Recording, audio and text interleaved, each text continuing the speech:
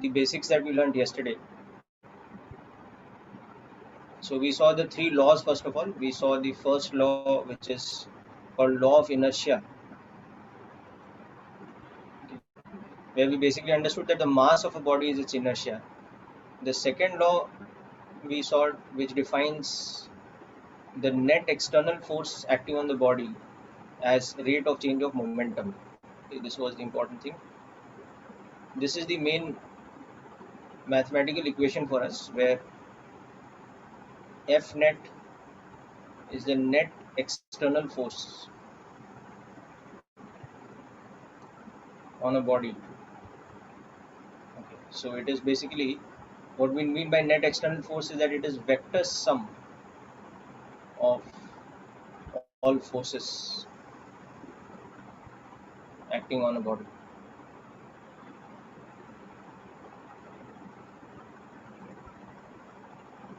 Yes, I will send the recording, Rishi, don't worry. When the recording is ready, when it is uploaded, I will send it. It takes a bit of time. Okay. And P is the linear momentum.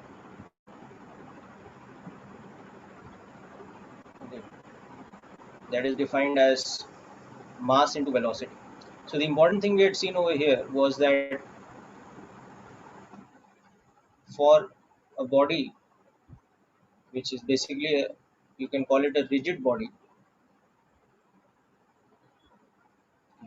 of fixed mass,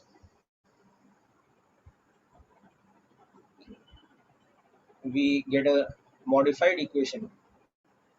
The net force becomes mass into acceleration. So this is the specific form of Newton's second law that we'll be using. Okay. But for fixed mass bodies, this is the more popular form of Newton's second law. Net force is equal to mass into acceleration. Yes, I will send both the recording and the PDF. I don't know what's the matter with all of you people. Okay, you have to have some patience. Okay, it takes time to encode and upload the recording on YouTube, and when that happens, I will send it both the recording and the PDF to you. That is why you're also supposed to make your own notes while the lecture is going on, so that you can always refer to your own handwritten notes also.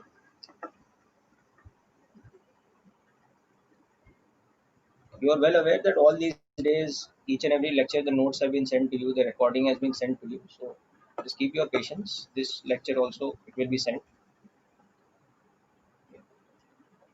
And then we saw the third part of Newton's law, which is called the action reaction principle, that every action has an equal and opposite reaction.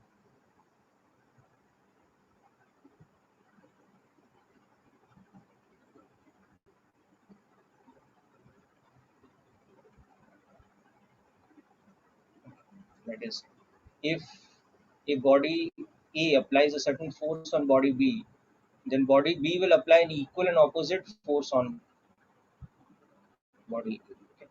So basically, if two bodies are interacting such that,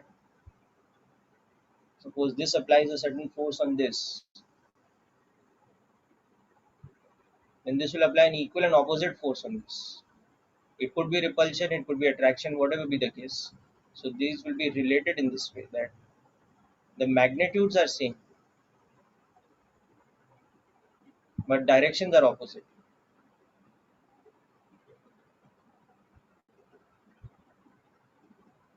Okay. So this is what we are discussing up to yesterday's lecture. And we had seen a few examples of how to do vector addition and things like that. So let's start with an example question today.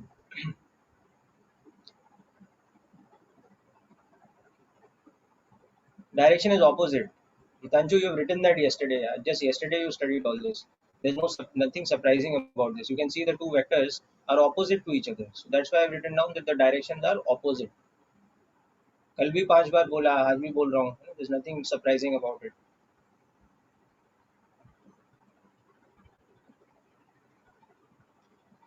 Okay, let's start with an example question today. So in this, what is happening is that we have a smooth horizontal surface like this, like the tabletop. Okay.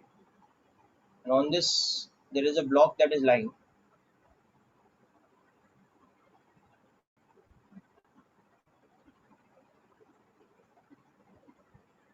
So this is a smooth horizontal surface. So here acceleration due to gravity would be a vector like this, which is perpendicular to this, like this. Okay. If you saw the side view of this surface, it would look something like this.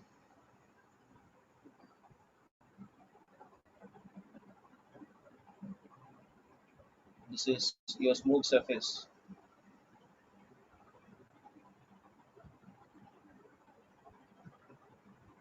this kind of thing. If you saw the side view, this is the three-dimensional view. Okay. Now on this surface, we are placing a block of mass m. Okay. So in this diagram, that block will look something like this.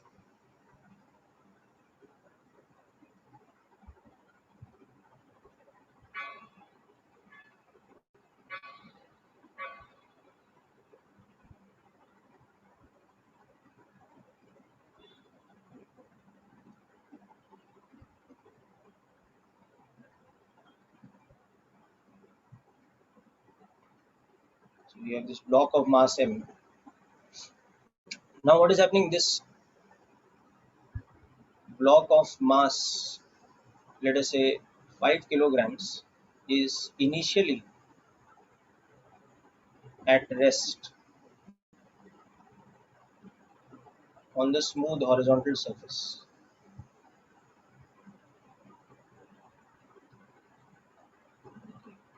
Now at t equal to 0, simultaneously two horizontal forces F1 and F2 start acting on it, such that the angle between, or such that we can say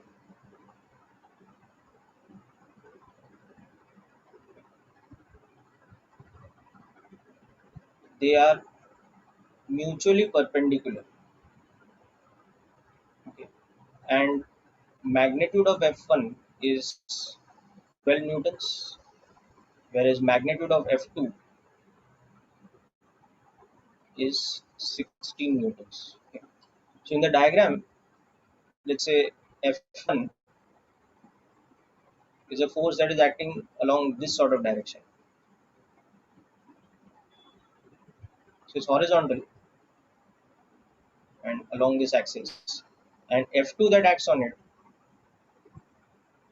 is a force which is also horizontal but perpendicular to F1. So it will be in this sort of direction.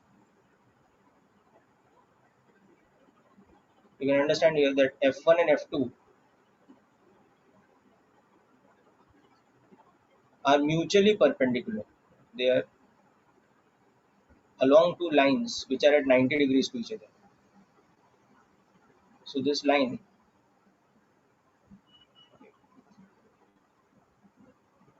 along which this is acting and the line along which this other force is acting, they are mutually perpendicular.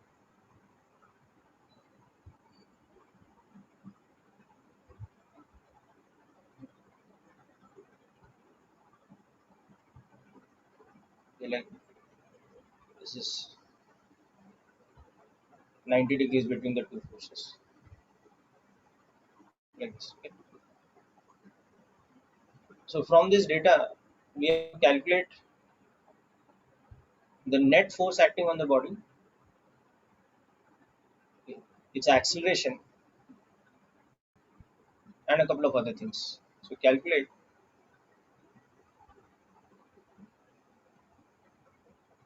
the net force, the magnitude of the net force on the block, the acceleration,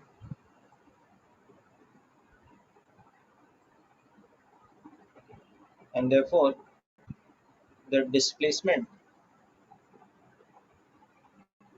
s in magnitude after 10 seconds.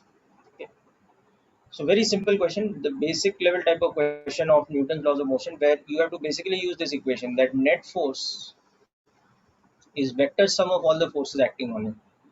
So if there are n number of forces, it's like this. This is the general equation. Okay. And net force is equal to mass into acceleration. And then once you get the acceleration, your displacement is half at square because initial velocity is zero and acceleration is uniform.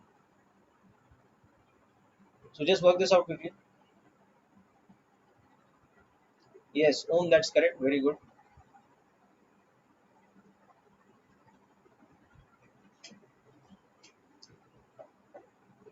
So now just use the mass of the body that is given to you along with Newton's second law. You will get the second and third part also.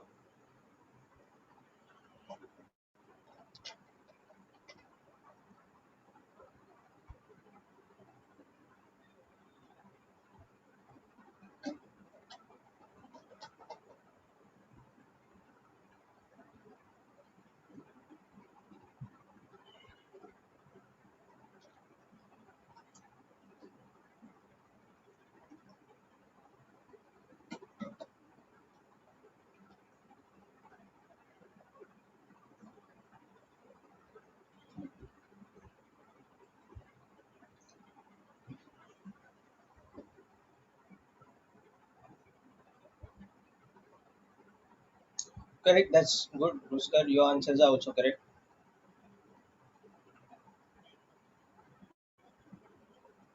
Meters per second square.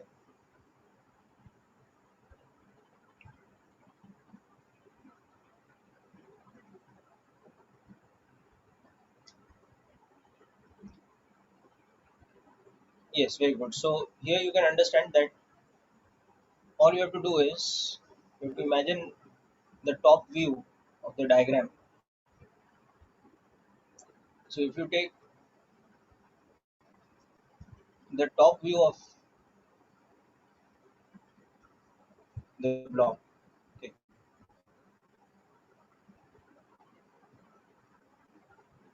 so on this block now the two forces which are acting,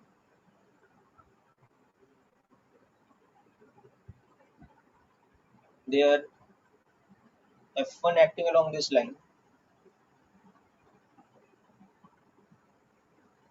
of magnitude 12 newtons.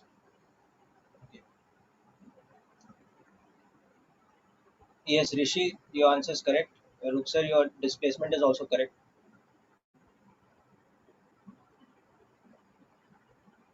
And your second force which is acting perpendicular to it. It's acting like this.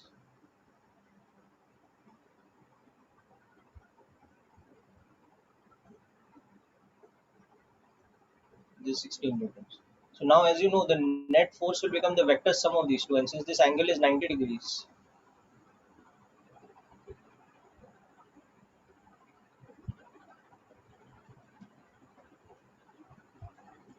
it just become the diagonal of the rectangle.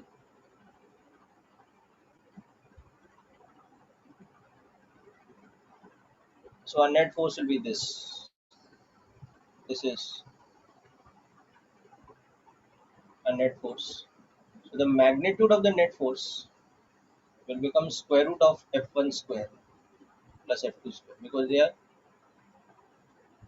perpendicular to each other. So, so magnitude of the net force will become 20 newtons. So this will become 20 newtons. Now we have, so that's the first part. Now for the second part, we apply Newton's second law. Net force is equal to mass into acceleration. So magnitude of net force is equal to mass into magnitude of acceleration. So acceleration becomes 20 newtons divided by the mass which was 5 kg. So the magnitude of the acceleration is 4 meters per second square. And the direction of the acceleration will be along this line only. So the body will start accelerating along this direction only, along this direction. It will be along the net force. So its direction of acceleration will be like this. So now the third part, The initial velocity is zero. The acceleration is 4 meters per second square uniform. So the displacement as a function of time is half at square. So displacement at 10 seconds will become half into 4 into 10 square. So the displacement at 10 seconds will become 200 meters. You use SI units. Okay. So these are the three answers. So Newton's laws was basically just in the first part. I mean, first and second part. We calculated the net force, then applied Newton's second law. Net force is mass into acceleration. And in third part was just kinematics.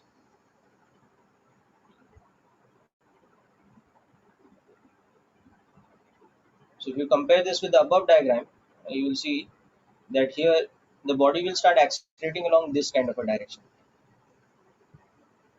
This, which when you are seeing from top, it looks like this.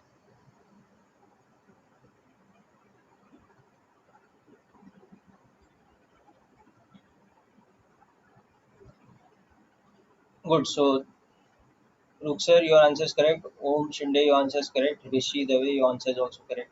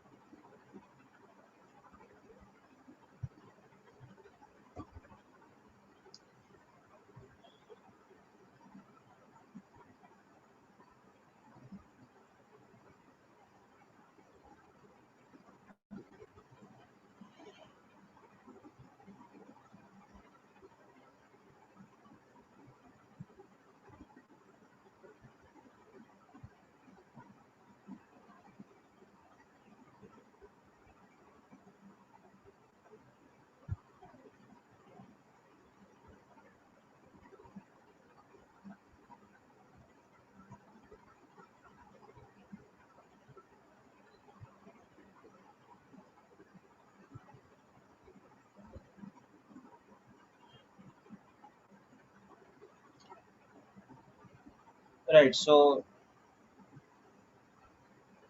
now we'll move on to understanding a few more things about forces before we start looking at more applications of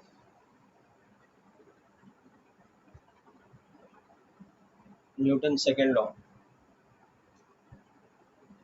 So one of the important things we need to understand is the common type of forces that we will be looking at in our analysis of Newton's second law. So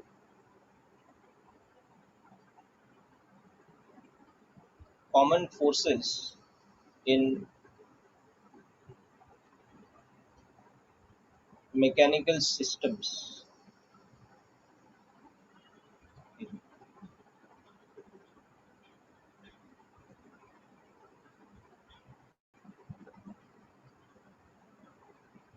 for analysis during the application of Newton's second law.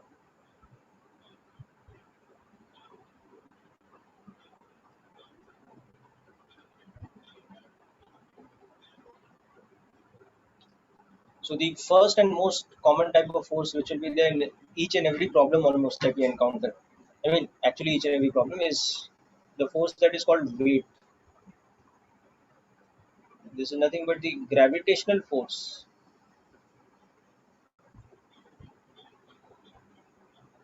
acting on a body, okay, due to the Earth's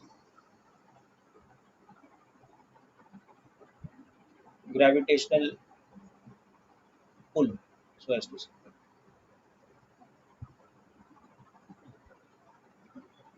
So basically, as you know, the Earth is a giant sphere.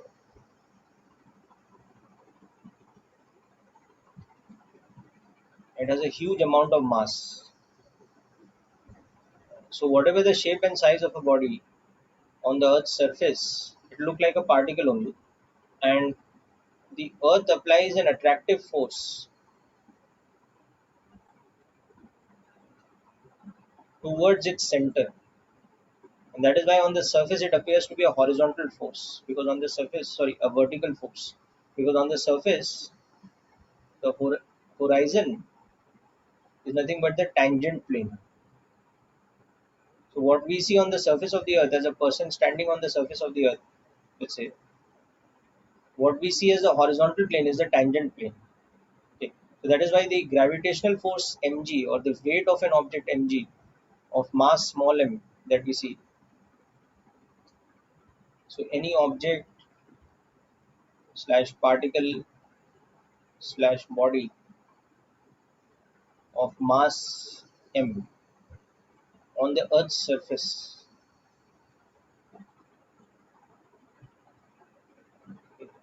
it experiences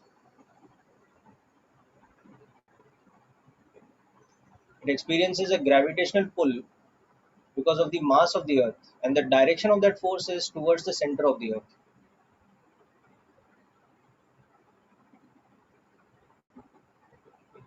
It experiences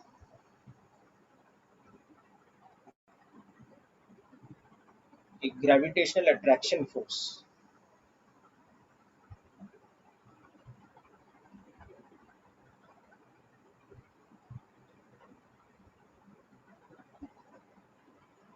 okay, which is applied by the Earth and directed towards the center of the Earth,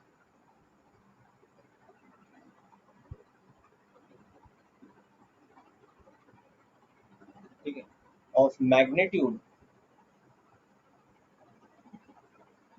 mg and direction, it is pointing towards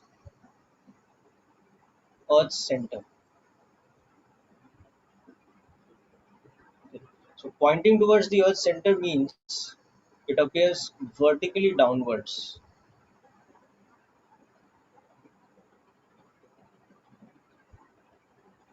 okay, with respect to the horizontal surface.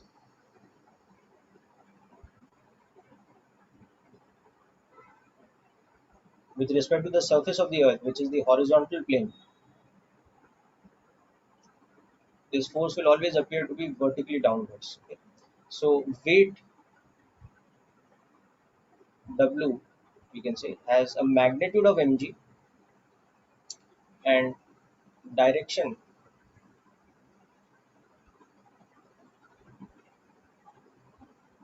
vertically downwards or towards Earth's center. Now in this, g is a constant which is 9.8 meters per second square, okay, which we sometimes approximate as 10 meters per second square. So we'll talk more about g. Note down this much first.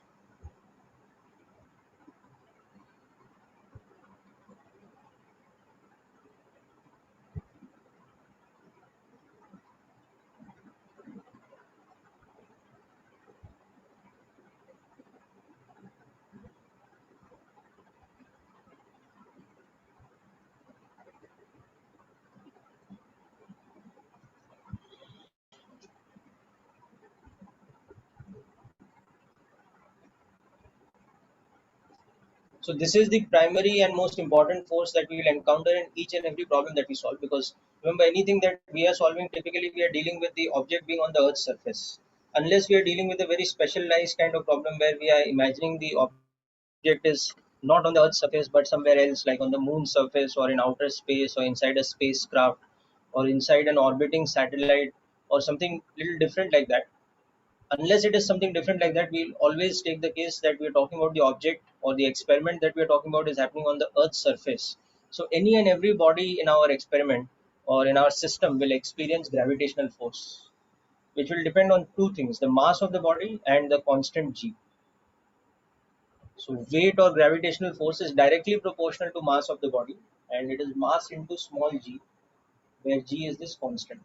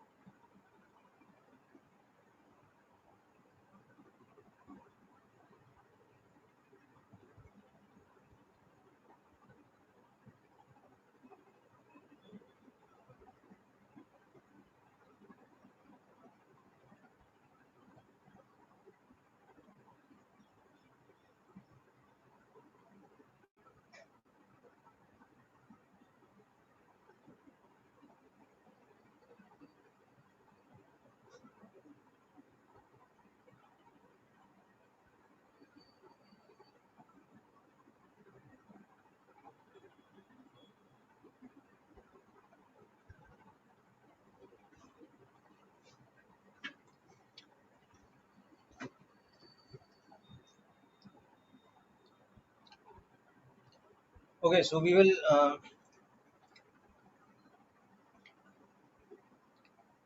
Yes, that's a very good observation, I use that Earth. I mean, when you launch any spacecraft or rocket or anything like that from the Earth's surface, you need to overcome maximum gravity. As opposed to that, if you were launching from a space station, like an orbiting space station or something, you would require less fuel because you would be overcoming less amount of gravity. But then you have to understand one thing: if you're launching a rocket from some space station or something, you will need to basically put together the rocket. No? You'll have to do all the structural engineering part of the rocket on the space station. So in any case, you'll have to carry all the building blocks, the materials, all the different parts of the rocket engine, the structure of the rocket, the shell of the rocket, the fuel, etc. All you'll have to carry it from the Earth's surface and then put it together in the space station. So you'll end up using the similar kind of fuel only. In addition, you'll have the engineering complexity of putting together the rocket or manufacturing the rocket so-called on a space station, which will be that much more difficult. So that is why that is not done practically. But yes, if we had some kind of a feasible space station on some moon of Jupiter or something where all the minerals are available to us, fuel is available to us, we're doing the mining also there, we're doing the manufacturing also there, then obviously launching from there will take less amount of fuel because that particular surface might have less gravitational attraction and we might have to overcome lesser amount of gravitational force. So anyway, that is the subject of another chapter called gravitation, where we'll understand the relationship between acceleration due to gravity at any surface of any planet with respect to that planet's properties. But just as a general knowledge, you can note down that the relationship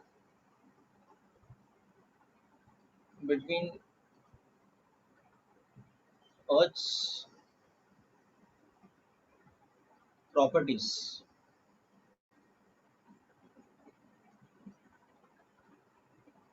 and which properties of the Earth will become important: mass, which we generally denote with the symbol ME, and radius, that we generally denote with the symbol RE. Okay. And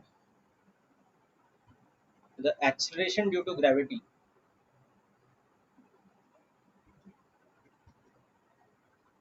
on its surface, G.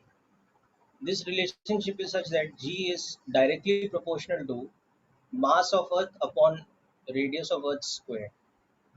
Okay.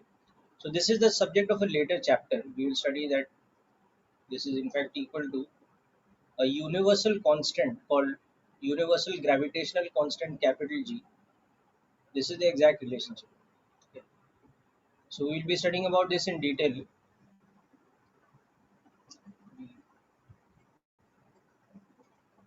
Details in chapter called gravitation. So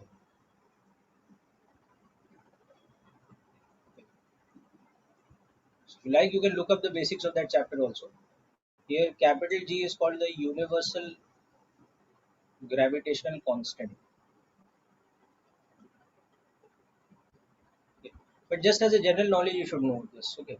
So, for example, if some other planet has mass, let's say MP, where the mass of that planet is two times the mass of the Earth, okay, and radius RE, where let's say that sorry RP, where the radius of that planet is, let us say, three times the radius of Earth. Okay. So given that G is equal to 9.8 meters per second square on Earth's surface, calculate the weight of a 10 kg body on Earth's surface and when we place it on the planet's surface, the different planet, which has the mass MP and the radius RP as given. So this type of question can be explored, which gives you the relationship between acceleration due to gravity and mass of a planet. So just try this out. We'll discuss.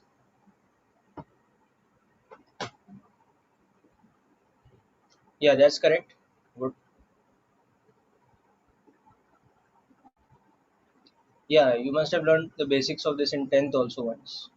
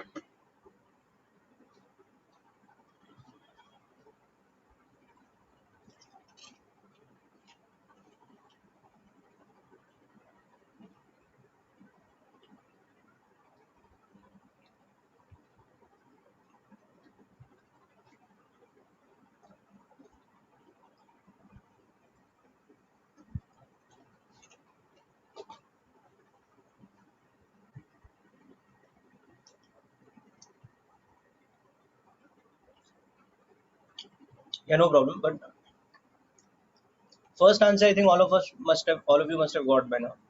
On the Earth's surface, the weight will be mg. So that will be in this case 98 newtons, because g is given to us as 9.8 meters per second square, and the mass is 10 kg. So the magnitude of the weight will be 98 newtons. But what about on the planet's surface? So let's say on the planet's surface, we are writing it as W prime. So mass, remember, is inertia property. It does not depend on gravity, but acceleration due to gravity is affected. So acceleration due to gravity on the planet's surface. Suppose we are denoting that with the symbol G prime. So G prime will be proportional to mass of that planet divided by radius of the planet square.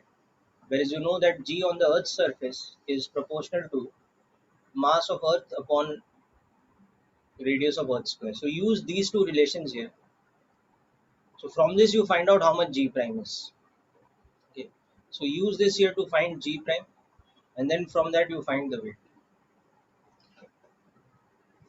So this example is just to show you that mass, being the inertia property, is independent of uh, yes, Rishi, that's correct. Good. Mass, being the inertia property, is independent of gravity. So even in outer phase space where gravitational field is zero, so there is no acceleration due to gravity. So any body will be weightless, but it will not be massless. It will still have inertia. So if you take a block of mass to outer space where there is no gravity, it will not have any gravitational force acting on it. So it will not have any weight. But that doesn't mean it will not have inertia. It has the property of inertia, which is measured by its mass. So it has that tendency to continue at rest until and unless some force is acting upon it. Or if it is given some motion, it will have a tendency to continue at uniform motion until and unless external force acts on it. So again, coming back to Newton's first law, the property of inertia is universal and it is independent of gravity or any other factor.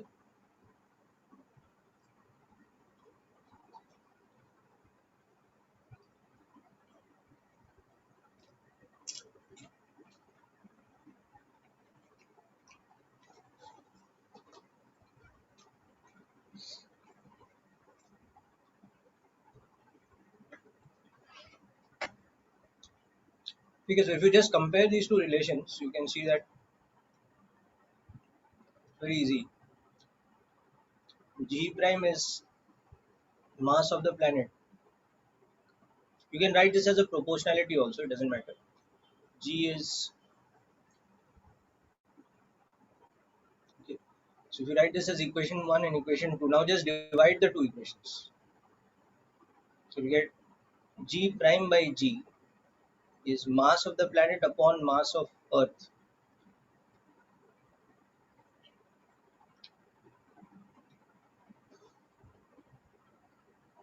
into a factor which will become radius of Earth upon radius of that planet squared. So it was given to us that mass of that planet was double and radius of that planet was 3 times. So this factor just becomes g prime upon 9.8 is equal to, this ratio is 2 and this ratio will become 1 by 9. So g prime is 2 by 9 times 9.8. Okay. So therefore the weight of that object, which was mg prime, is 10 kg multiplied by 2 by 9 into 9.8. Okay. So that will become 2 by 9 of 9 point of 98, which you can just calculate as an approximate value.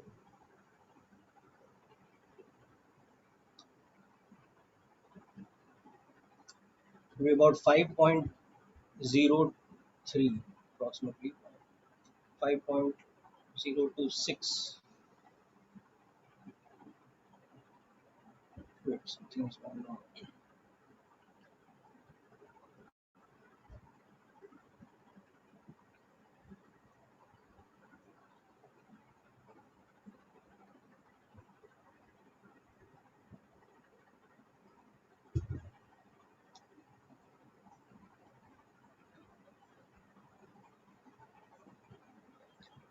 21.78.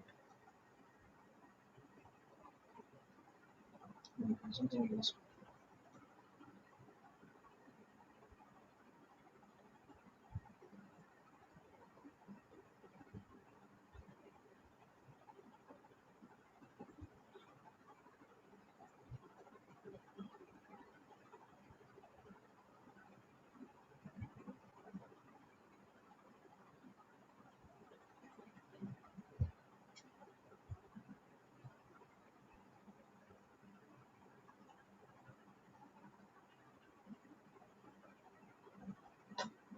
Right, that's correct. So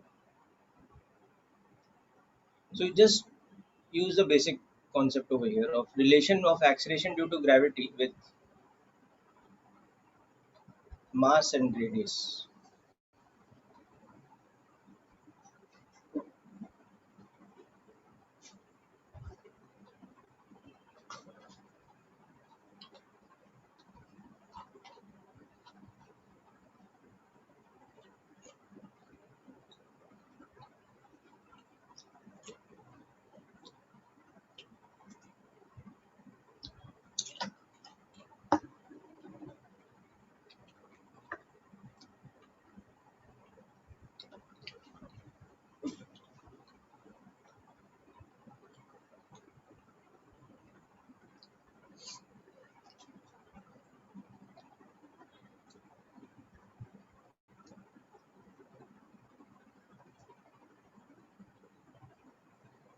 Okay.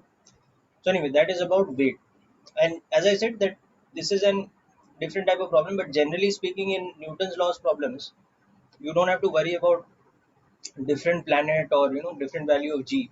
It's always happening on the earth's surface, so the weight of an object is just mg acting vertically downwards, where g is will be given to you in the question either as 9.8 or 10. Certain questions they will ask you to take the numerical value as the approximate one, 10. In certain questions they'll ask you to take the exact numerical value up to first place of decimal, 9.8 meters per second square.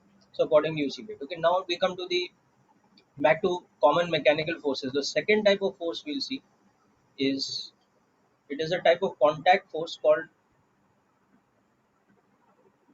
normal reaction force, which we generally use the symbol N for. So let us understand this because this is one of the fundamental basics. So the idea about this force is, whenever a body is in contact with a surface, okay, or for that matter, or two bodies are in contact, okay, or even two surfaces are in contact,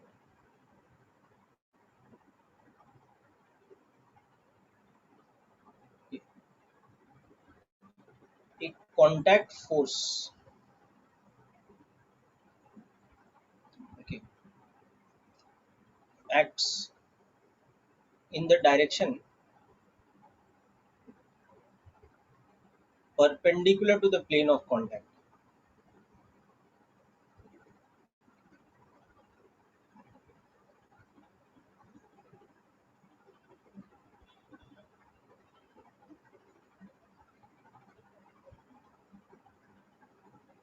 Okay. This is called normal reaction, okay, and it is a type of contact force. So the term normal is used over here because in mathematics, in geometry, normal means perpendicular.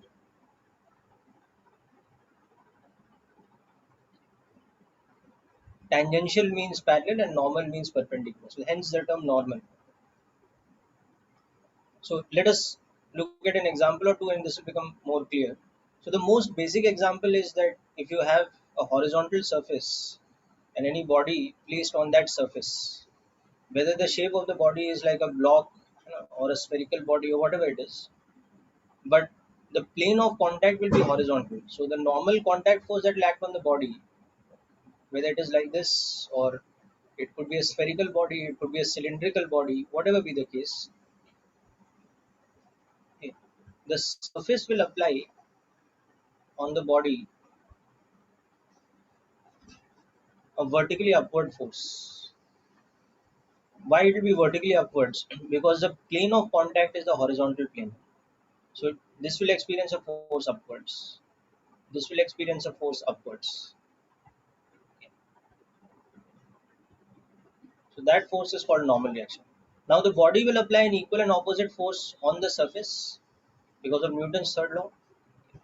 So this will apply on the surface an equal and opposite downward force. So you can also think of normal reaction as a force that comes because of pressure that acts at the plane of contact. Now, there's a pressure applied by the body at the surface at the plane of contact.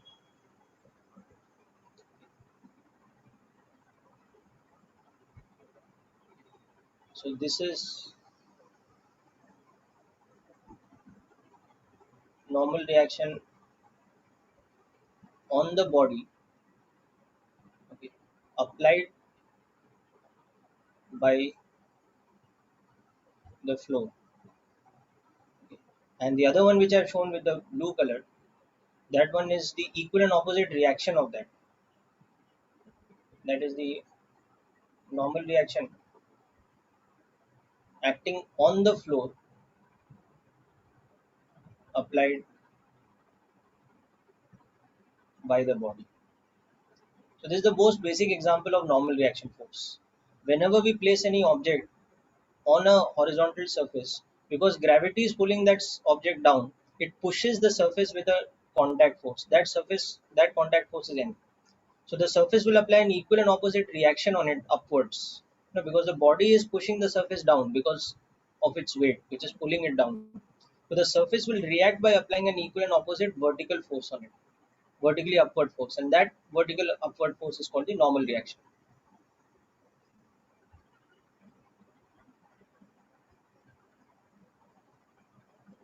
No, no, mg is not normal reaction force, beta. You have to understand something. Normal reaction's magnitude might be equal to mg and may not be equal to mg also. It really depends on on the situation. Both of these are contact forces, but how they are different. The red one is the contact force that the surface is applying on the body. So this one in this diagram, this is the normal reaction which is acting on the body applied by the surface. Okay. And now the surface that is experiencing this normal reaction which is acting on the surface because of the body. So this is an action reaction pair. Now they might have some relation with weight, they might not have some relation with it. That we'll ultimately see later. Okay. But they are such that the normal reaction on the surface because of the body is equal and opposite to the normal reaction on the body because of the surface. So the proper way to understand this is, why the body is pressing against the surface, because it has weight. If the same experiment was happening in outer space, it would just be floating. It would not come in contact with the surface. Why it is coming in contact with the surface? Why it is getting pressed? Because of the weight. But once it's getting pressed, it's applying some downward force on the surface. So that is this normal reaction N acting downwards. So if one body is applying a pressing force N on a surface, then by Newton's third law, that surface has to apply an equal and opposite force on the body. So that is the normal reaction which is acting on the body. So this N and this N are an action reaction pair. Hope it is clear now.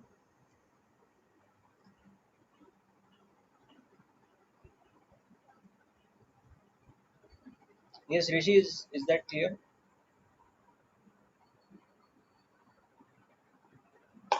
Okay, good.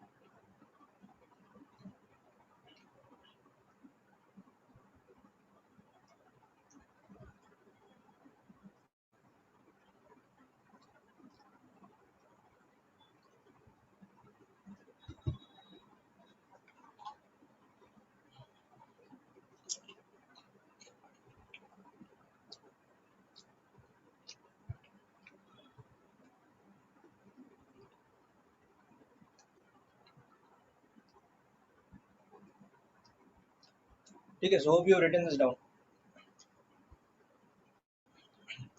Now it comes to, we'll explore in the next example what is the relationship between the weight of the body and the normal reaction. So one very important aspect you have to understand,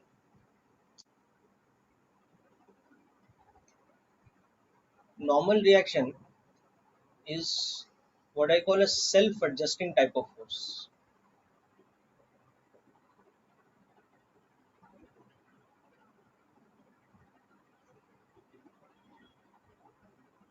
Okay. So what this means that it is self-adjusting is that it self-adjusts its magnitude as per other forces acting on the body or on the system. So let's understand this with an example. It will make things clear. So this is a very interesting property about normal reaction.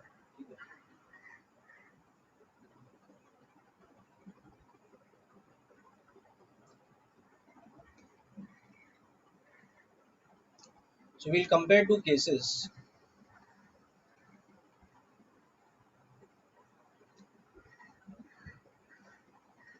Same block, though it looks a little different geometrically, but anyway, the same block of mass 10 kg. It is acceleration due to gravity as 10 meters per second square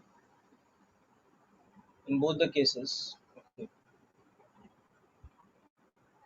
But what is happening is in the second case, in there is also another additional aspect which I'm showing. The same 10 kg block lying on this, but in this case there is also somebody who's pushing the block down against the surface. So additionally,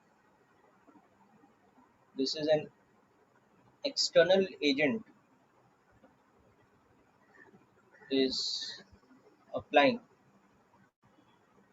a downward force. on the body, and this force is, let us say, 50 newtons in magnitude. Okay. So we have to calculate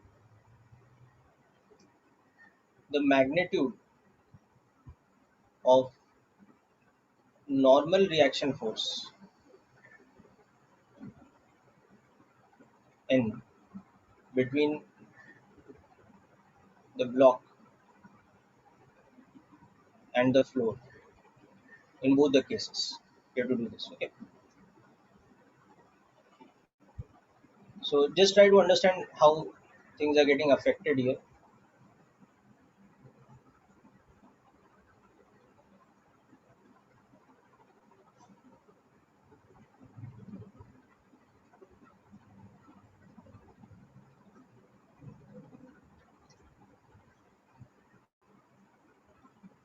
So when we analyze using Newton's laws, what we'll understand is, in the first case,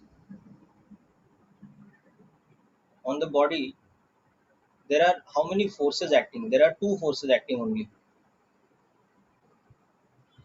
On the body, there is mg acting downwards, and the floor is applying a normal reaction upwards. And the acceleration of the body is zero. In the first case, only two forces act on the block: weight mg and normal reaction applied by the floor n. Okay. And the acceleration of the body is zero. So that means net force should be zero. So that means n minus mg should be zero. So the normal reaction should have a magnitude of how much? Equal to the weight. So this is the most common everyday situation that we are used to. So the normal reaction equals to 100 newtons in this case. Okay. But as you must have guessed by now, in the second case, things are a little bit different.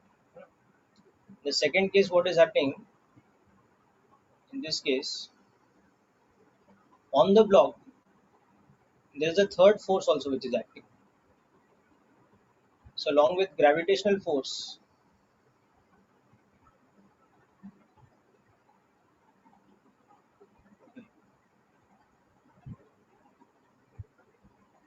and normal reaction, there is now also the external agent who is creating an added complication because there's a downward pressing force is acting on it. Okay. And we still see the block at equilibrium. Okay. So the block is still in equilibrium. Equilibrium means acceleration is zero, but it is under the action of three forces. Okay. External force F, the weight which Earth is applying on it mg, and normal contact force. These three things are acting on. Okay. So the condition for its acceleration to be zero means the net force on it is zero. Means now n is balancing the sum of these two. The normal reaction is balancing the sum of weight and the external force. So in this case, the normal reaction is increased from 100 to 150 newtons. So according to the situation of external forces, normal reaction has adjusted its value from 100 initially to, when we start pushing this down, it increases to 150. So this is what we mean by saying that normal reaction force is a self-adjusting force. It adjusts its value according to the situation of other forces. G will not change. Himanshu, G is, see, this is what I was explaining till now. Na? G का value किस पे depend करता है? Earth के mass और Earth के radius पे. So applying a force is not going to affect the value of G. Na? Not going to change the Earth's properties in any way by applying this force. What is going to adjust according to the force we are applying is the contact force, the normal reaction. So please make a note of this properly.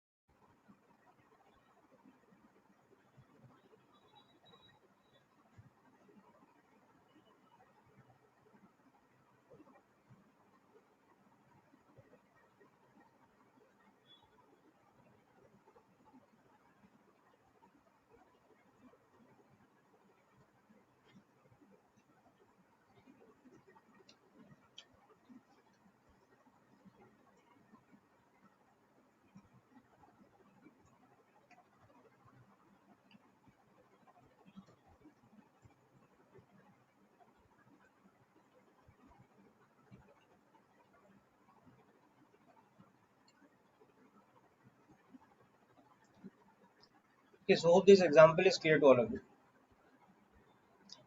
Now we'll discuss quite a few examples involving just two forces acting on a body, weight and normal reaction, and see how the combination of these forces can create different situations. So next example we'll see is a very standard example which we should know, that if we have a smooth inclined surface, okay, so no friction on the surface, but it's inclined at some angle to the horizontal, and we place some block on it. As we all know that in the absence of friction, the block will slide down the inclined plane. So we can calculate the acceleration it will have by just analyzing Newton's laws. In particular, Newton's second law, that net force is equal to mass into acceleration. Okay, so this is a smooth inclined plane. So as I've told you last time also, that in the first chapter, Newton's laws of motion, we will not deal with surfaces which have friction, or what we call rough surfaces. That will come in the second chapter called friction. So we'll always by default be having smooth surfaces. Okay.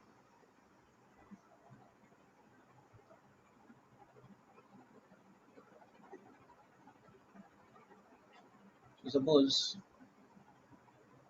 given theta is equal to 37 degrees, g is the approximate value 10 meters per second square. Now a block of mass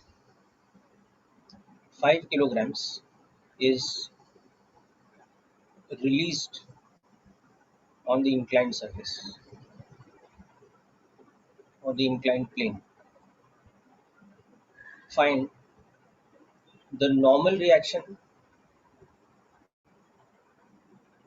acting on the block and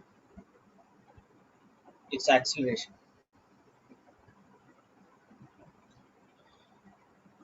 Okay, so this is a very standard type of problem which we will learn to deal with.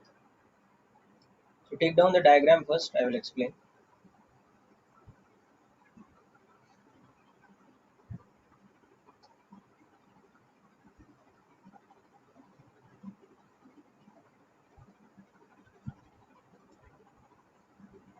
So what we understand here is that the moment we place the block on the surface applies a normal reaction on it. Now what will be the direction of the normal reaction? That is the most important thing here. So the direction of the normal reaction acting on the body will be normal to this surface or perpendicular to this surface. So normal reaction will act on the body in this sort of direction.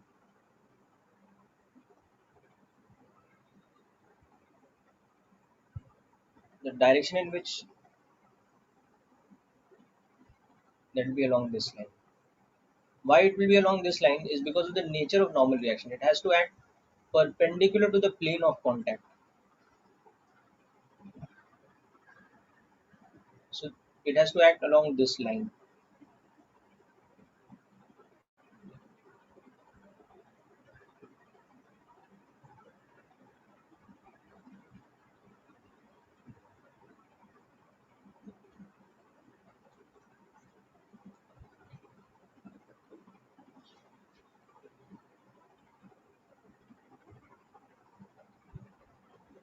So in this case, what is the plane of contact? The inclined plane. And of course, gravity acts. The gravitational force acts in the direction which is vertically downwards. Gravitational force is not affected by anything else. No? It is only to do with the Earth's gravitational field, and it has to be vertically downwards. So mg, the weight mg, will act vertically downwards. Okay. And the combination of the two forces will be such that the block will be observed to accelerate down the inclined plane. So the motion of the block will be like this. It will accelerate like this. So if it starts at t equal to 0 from rest over here, after some time, would have come somewhere here. By now it will have some velocity, which will be acceleration into time.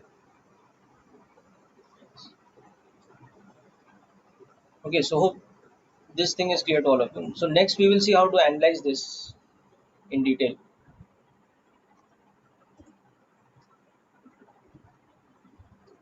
Okay, so these are the forces that act on the body.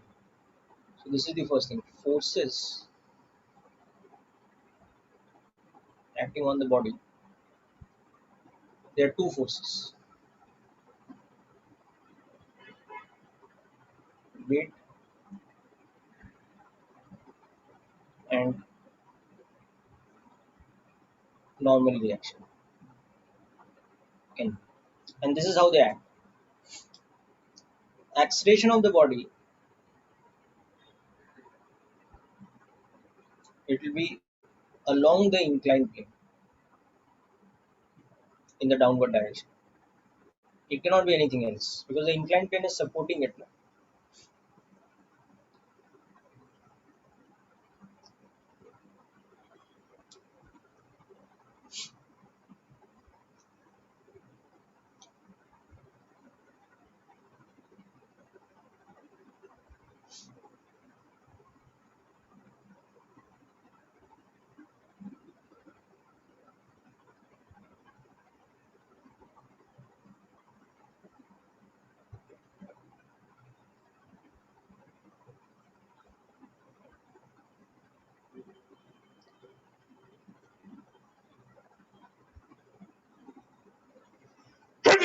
Excuse me.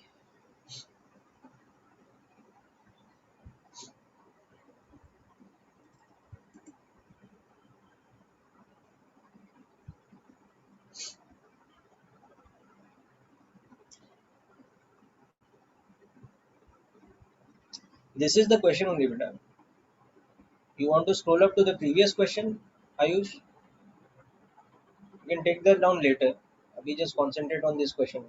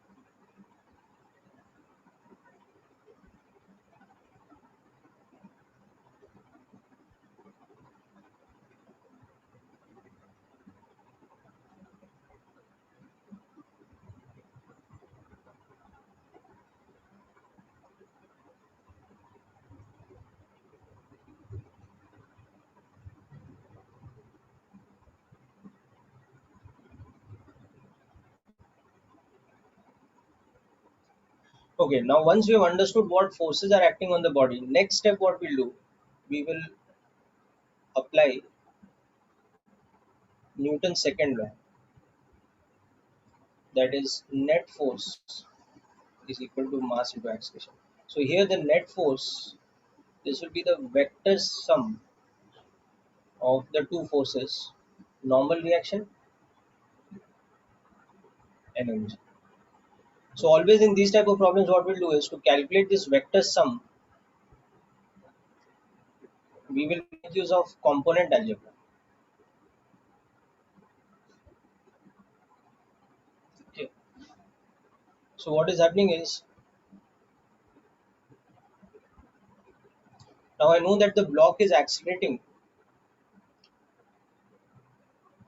along this direction. This is the direction of acceleration.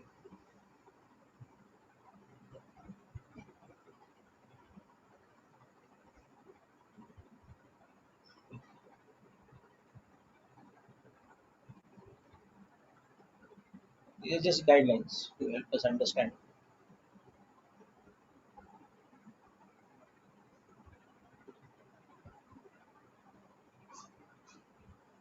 So because the acceleration of the block is along this direction, So what we'll do here is we'll take this as our x-axis and this as our y-axis. Okay. So we will take xy coordinate system is taken such that x-axis is along the acceleration vector, that is along the inclined plane,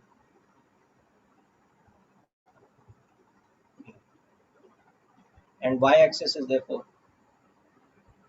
perpendicular to the inclined plane. That will help us analyze the next step, which is application of Newton's laws, which I'm coming to. Now, once you've decided this, coming back to the forces, normal reaction is already acting along the y-axis, so I don't need to break it into components. But mg, now mg is acting down vertically, so I'll have to break mg into components. And to break mg into components, have to understand the angle involved. Okay. So now comes the critical step of understanding the angles in this diagram. So what is happening is in this diagram, the inclined plane was making an angle theta with the horizontal. So if I just extend this angle is theta. Okay. Because this was the inclined plane and its angle with the horizontal was given to us as theta. So that's the same angle theta.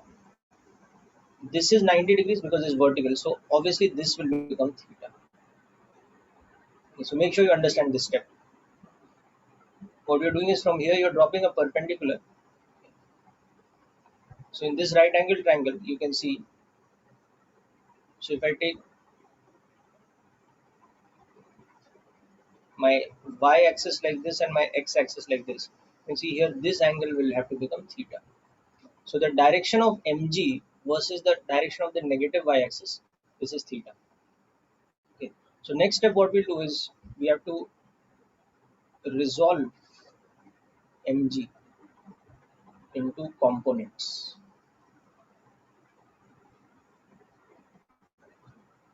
Okay. So when we resolve mg into components,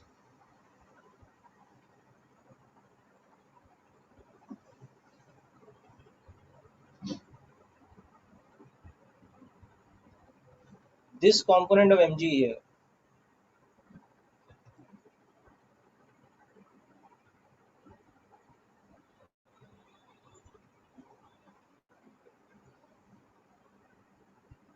will become mg cos theta.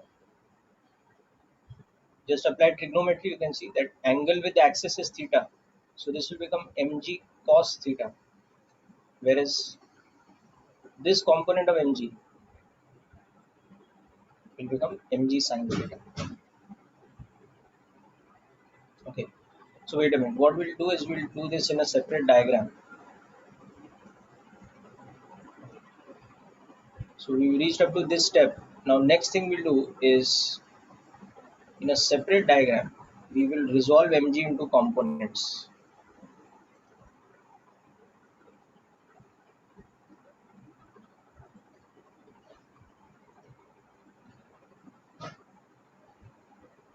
So when we resolve mg into its components,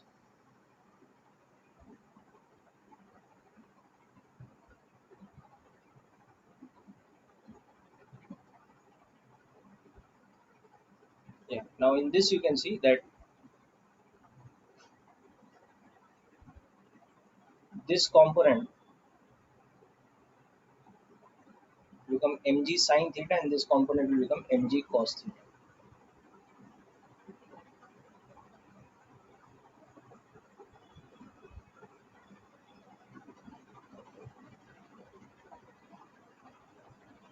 Yeah. So we have resolved out mg into its two components. So concentrate on this diagram and make sure this is clear. Why this is the cos component? Because this angle is theta. If a vector is making an angle theta with a particular axis, then that component becomes a cos theta. Like when we take like this, if this vector A is such that this angle is theta, then always the component on that axis where the angle is theta is the cos component. This is cos theta and this is sin theta. So likewise, if we have a system where we have some strange axis like this, suppose, and we have any arbitrary vector like this, let's say, where this angle is theta, or let's say this angle is theta, then for this vector B now,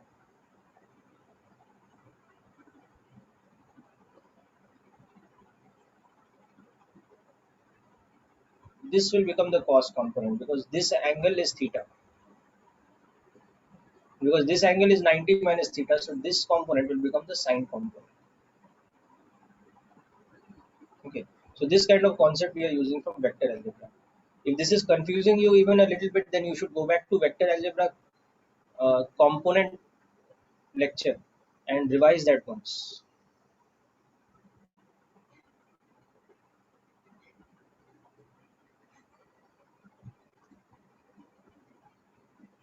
Okay, so let's look at the steps till now, what we have done. So the first thing we did was we analyzed what all forces were acting on the body, and we understood that okay, there are two forces acting: weight and normal reaction. Weight is acting vertically downwards, normal reaction is acting like this. And we also analyzed that the body is accelerating in which direction? Along the inclined plane. So because the body is accelerating along the inclined plane, our axes are chosen in such a way that x-axis is along the inclined plane, y-axis is perpendicular to the inclined plane. So once I have selected my xy axis, what I have to do? Mg has to be resolved. So on resolving Mg, you can see this becomes our vector diagram. In fact, from this vector diagram, we can remove the original force Mg and just replace it with its components. Okay, so now what is happening is on this body, you can see that there is normal reaction acting in this direction,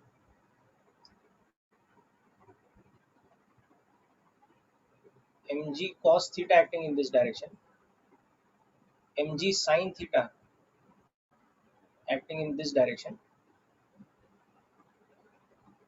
and the body is accelerating along which axis? It is accelerating along this axis. A is like this. Okay, so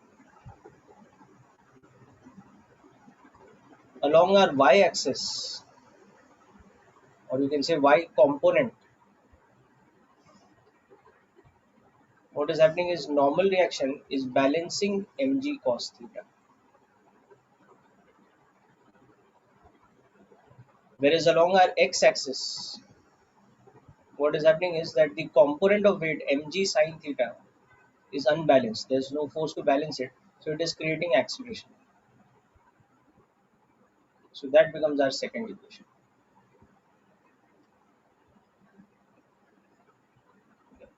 And from these two equations now we have the solution that from equation 1, the normal reaction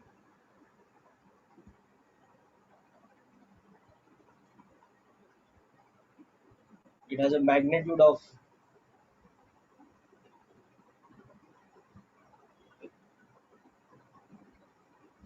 so it will be 40 newtons is the first part. And from second equation, A will become g sin theta. So in this case, A will become 10 into sine 37. So the acceleration will be 6 meters per second square. Okay. So that is our problem completely solved. Okay. So I'll just take you through these steps again. Make sure you understand each and every part carefully.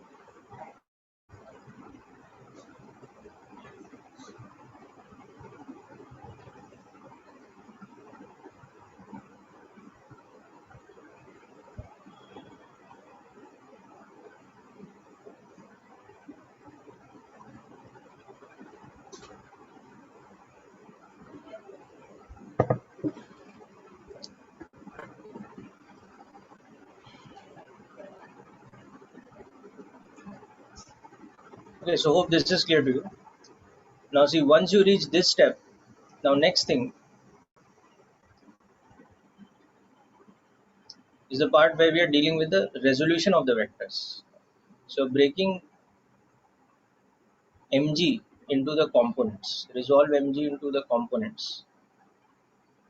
So once you break mg into components, instead of the two forces normal reaction and mg, you can show it as the two components of mg and the force normal reaction. So this becomes your force diagram. Okay. And what is happening along our x-axis? There's only one force, mg sine theta. So that is creating acceleration, F is equal to ma. Whereas along our y-axis, there are two forces which are opposite each other, which are cancelling each other. Okay. So along the y-axis, these two forces, n and mg cos theta, balance each other. Whereas along the x-axis, what is happening? Mg sine theta is the force that is pushing the block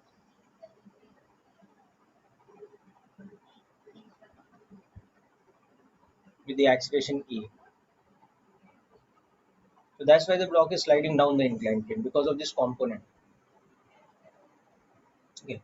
And then finally from this we will get the values of normal reaction, the numerical values of normal reaction and the acceleration. Okay, so that's the final step. Okay, people, now because of something very urgent and important today for me, I have to finish the class little early because I have to urgently leave for some place. I have an important appointment actually. So we will conclude the session here today, and I will be sending you an assignment sheet as well as you have to do some reading work also from H.C. Verma. Like last time, I had asked you to read the chapter called Forces. Now today, after today's session, you also start reading the chapter Newton's Laws of Motion, and you can read it either from H.C. Verma or from your module also. And in that chapter, you will have first of all Newton's laws, first law, second law, third law, all this. Then there will be a bit about normal reaction. So read that part also. And then most importantly, there will be something called free body diagram, method of free body diagram. Okay. So do that reading. Okay.